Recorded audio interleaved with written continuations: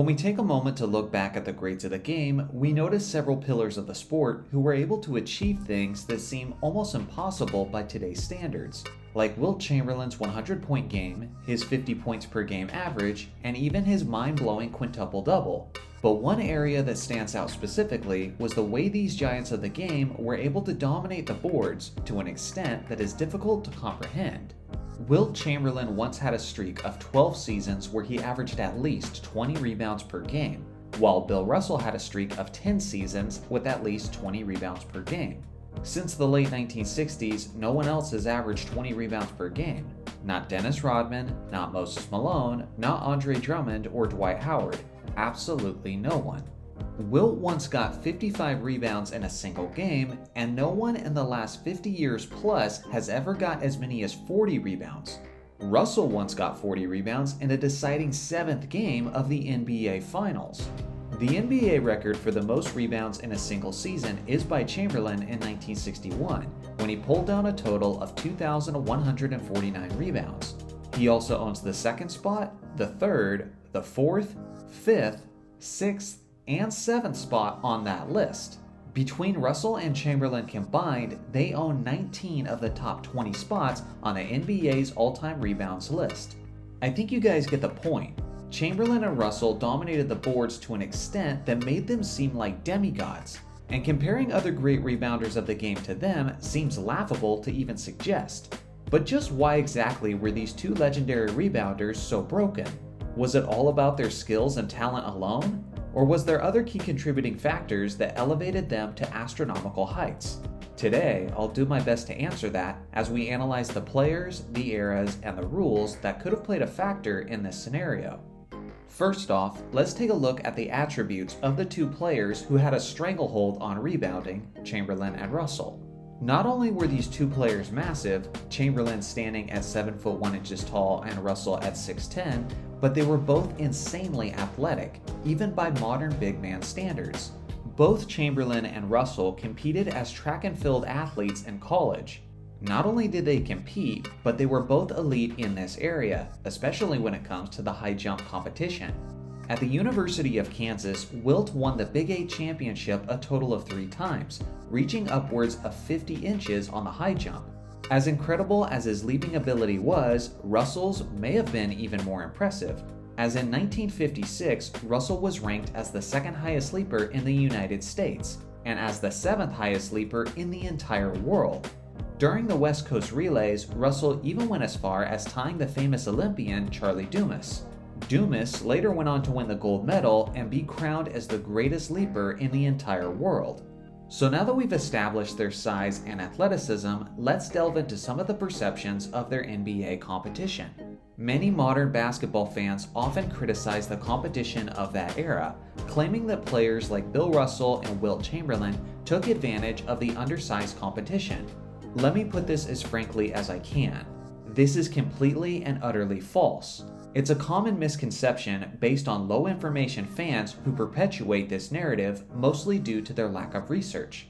The average height of an NBA player in 2022 is 6 foot 6 inches tall. The average height of the NBA player in 1962 is 6 foot 5 inches tall. But you also have to consider that most players were measured with their shoes off back in the 60s. So if there is in fact a difference, it's extremely insignificant. But that's just the average player. How about we look more specifically at the center position? I spent way too much time crunching these numbers myself, and the average height of the NBA center in 2022 is 6 foot 10 inches tall. And 60 years ago, in 1962, it was also 6 foot 10 inches tall. Simply put, if Russell and Chamberlain dominated the game for reasons related to their era, it definitely had nothing to do with the size of their competition. So now that we've considered their size, athleticism, and competition, it's probably safe to say that they would put up some of these rebounding numbers if they played in the modern game, right? Nope, not exactly, because there's still several other factors. For one, Bill Russell and Wilt Chamberlain took less breaks throughout their career. These two players sit in the top 2 spots for the highest minutes per game average in NBA history. Wilt with a career average of 45.8 minutes and Bill at 42.3 minutes. To put that in perspective, the current 2022 leader in minutes per game is Fred VanVleet, and he's only playing 38.6 minutes a night.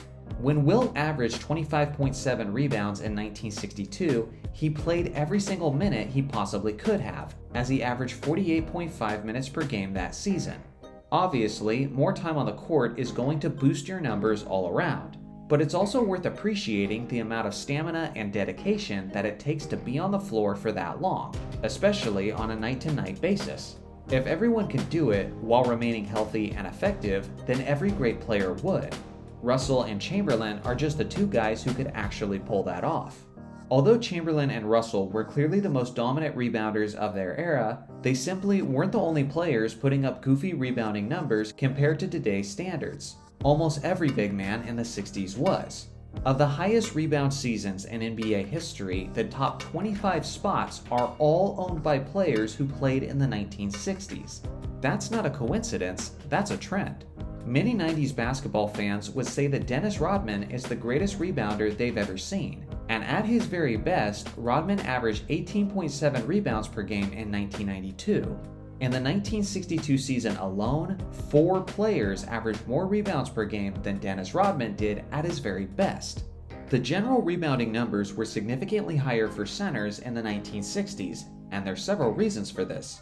For one, the three-point line did not exist yet. Some of you hoopers have heard your coach say this term: long shots equals long rebounds. Due to the basketball hitting the iron harder when it's a shot from a greater distance, more rebounds are being acquired at the perimeter, which is a big reason why you're seeing many guards average much more rebounds than the position usually averaged in years past. Russell and Chamberlain basically never had to deal with these perimeter rebounds, since the three-point line did not exist in the years they played. With a lack of the three-point line, more shots were taken close to the basket, which meant more rebounds were easily within their reach. This isn't just pertaining to Russell and Wilt, but it naturally boosted the rebounding totals of the center position as a whole. Second is the fact that the pace of play was much faster in the 1960s, which means more possessions, which equals more shot attempts, which also means more opportunities to get rebounds. Just how impactful was that pace of play? Well, consider this stat. In this current 2022 season, teams are averaging 88 shot attempts per game, and in 1962, teams were averaging 107.7 shot attempts per game. That's for each team in the game, which means that each basketball game in the 1960s had nearly 40 more shots taken each night compared to what modern fans are used to. If roughly half of those shots are missed, then that's around 20 more rebounds that were up for grabs each night. But that's also if we assume that field goal percentages are about the same in the 60s, and they definitely were not. The third reason why rebounding was higher in the 60s was the fact that the league was, by and large, not as efficient shooting the basketball, as the jump shot was still early in its evolution. Today, teams are shooting about 46% from the field. In the 80s, they shot generally around 48% from the field, and in the 60s, it got as low as 41% from the field. Faster play, more shots, and less makes is a recipe for a massive rebounding advantage for 60s players. In this modern year in the NBA, teams are averaging about 44.8 rebounds a game. 60 years ago, they were averaging 71.4. That's basically the equivalent of making 2-point shots worth 3 points and making 3-point shots worth 4 points, and then acting surprised when more players are having 40-point games. So in conclusion, if someone asks you if Chamberlain and Russell were able to get all of those rebounds because of how good they were, or if it was because of the era they played in, the appropriate answer is simply yes. Now it's your turn. What kind of rebounding numbers do you think Russell and Chamberlain would get in the modern game? And what kind of rebounding numbers would the modern bigs get in the 60s? Let me know your thoughts in the comments section below. Thanks for watching as always. Make sure to like and subscribe for more basketball content, and I'll see you guys in the next video.